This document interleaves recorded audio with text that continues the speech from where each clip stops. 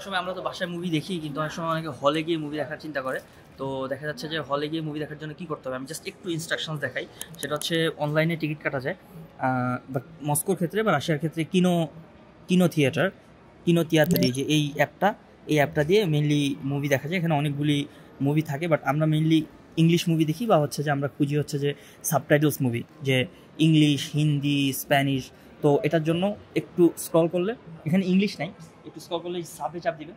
সাবে চাপ দেওয়ার পর অ্যাভেলেবেল সব মুভি দেখাবে, যে কী কী অ্যাভেলেবেল মুভি আছে। যেমন আমি যদি দেখি যে এই মুভিটা সাব মানে হচ্ছে অরিজিনাল ল্যাঙ্গুয়েজ হবে, এবং কোথায় এখন যদি আমি ঢুকি 21 তারিখ আছে, 22 তারিখ আছে, 23 তারিখ আছে, এবং কোন কোন জায়গায় আছে এটা দেখায়, টাইম অ্যান্ড এখানে প্রাইসটা দেখায়।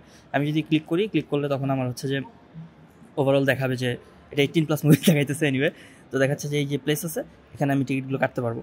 তো মোটামুটি রাশিয়াতে যদি দেখি আমরা স্প্যানিশ, হিন্দি মুভিগুলো আসে, যেমন এখানে দেখতেছি সান অফ সর্দার মেবি, এটা অরিজিনাল 25, 26, 27 তারিখ চলবে। তো অ্যাভেলেবেল নিয়ে যাবে, যেমন 550 টাকা, তারপর হচ্ছে বিভিন্ন প্রাইসে আছে। তো সাধারণত যে সিনেমা পার্কে মুভির চেইনের মতো, তো আমরা যদি দেখি যে বিভিন্ন শপিং মলে থাকে, এখানে যদি আমি একটু দেখি, আমরা যেখানে আসছি এটা হচ্ছে ভুইকোভস্কায়া মেট্রো স্টেশনের ওখানে। যখন ঢুকার পর আমরা দেখতে পারবো যে এখানে কিডসে খেলার জোন আছে, কিডসদের জন্য, তারপর হচ্ছে নিজেদের খেলার জোন আছে। তো টিকিট অনলাইনেও কাটা যায় পে করে, অথবা এখানে এসেও যে যেখানে পপকর্ন বেচে ওখানেও সেল করা যায়। অ্যাপার্ট ফ্রম দিস, ওখানে হচ্ছে যে ভেন্ডিং মেশিন আছে বা এটিএম আছে, ওখান থেকেও কাটা যায়। তো এখানে আসার পর যখন টিকিটটা দেখাবেন, টিকিটটা স্ক্যান করার পর ওরা হচ্ছে বলে দিবে কোন হলে কোন জায়গায় যেতে হবে, অ্যান্ড দ্যাটস ইট। আর যদি কারো পপকর্ন, তারপর হচ্ছে কারো বিয়ার খেতে চায়, এবং সে যেটা কোনো প্রকার ড্রিঙ্কস, কফি টফি সব কিছু এখানে পাওয়া যায়। বাট আমি একটা জিনিস সাজেস্ট করবো, যদি হলে যাওয়ার সময় বেটার আপনারা বাইরে থেকে খাবারটা কিনে নিয়ে আসেন বা পপকর্ন কিনে আসেন, তাহলে অনেক চিপ হবে।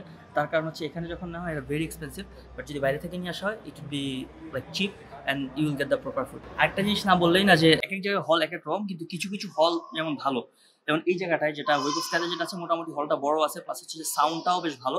বাট আমরা যদি দেখি, যেমন কালুস্কায়াতে এক জায়গায় গেছিলাম, ওইখানে হলটা একটু ছোট, সাউন্ডটা অনেক বেশি, তো এটা অনেক মাথায় লাগে।